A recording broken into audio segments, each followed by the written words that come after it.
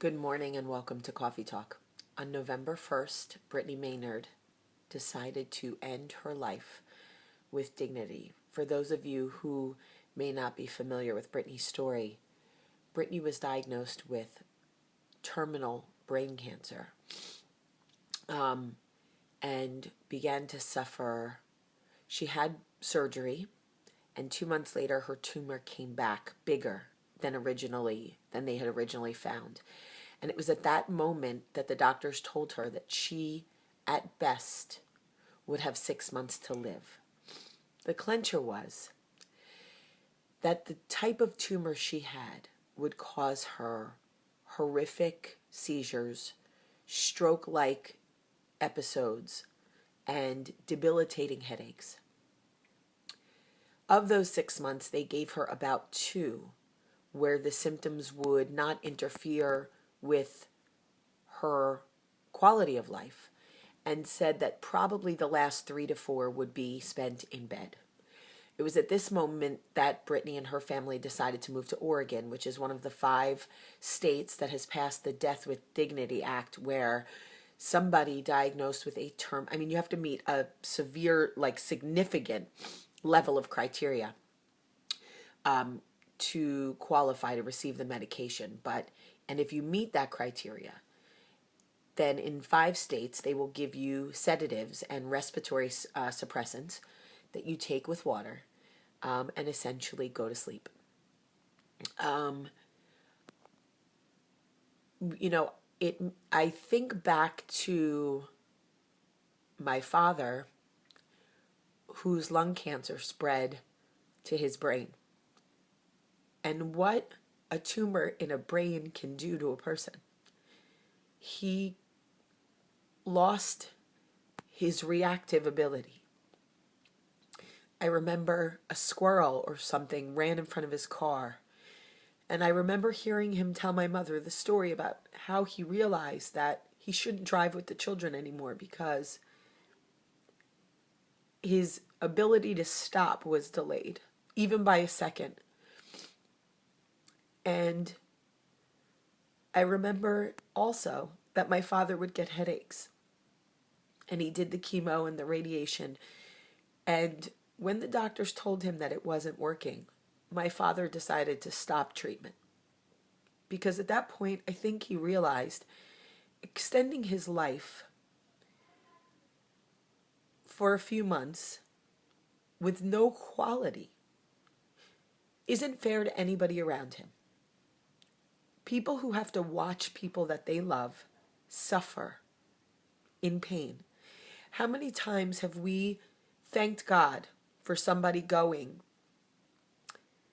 and they didn't suffer? Or if someone is suffering and they finally pass, we thank God that the suffering has ended.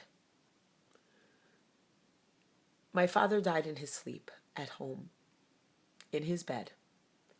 And when I think about that, I thank God all the time. But my father not choosing treatment was essentially choosing his own death with dignity. We advocate to put animals down that are suffering.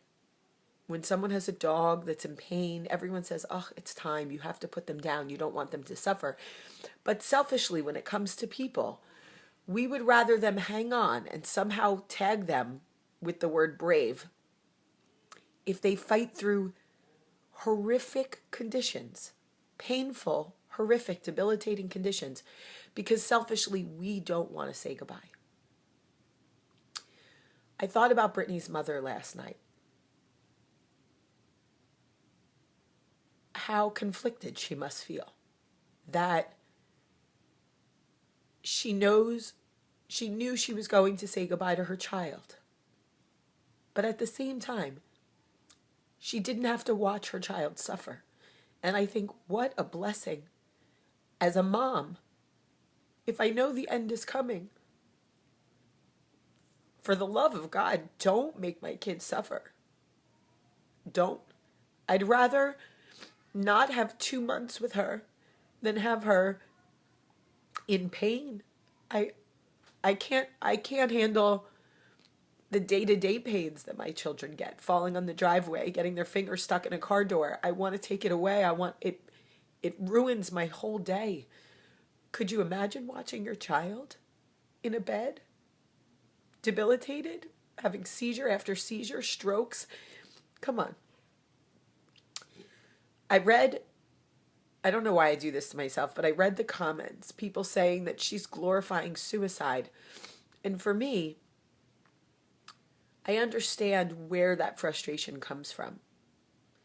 Suicide, I would like to think, is when somebody is emotionally or mentally hurting and feels like they haven't been heard, feels like they have no other choice.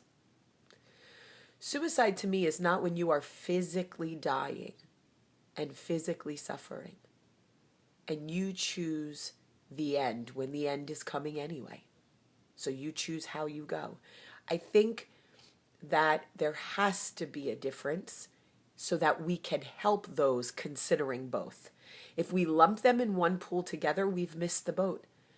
We won't be able to help those in real need, people who are physically healthy but mentally hurting. It is not the same thing.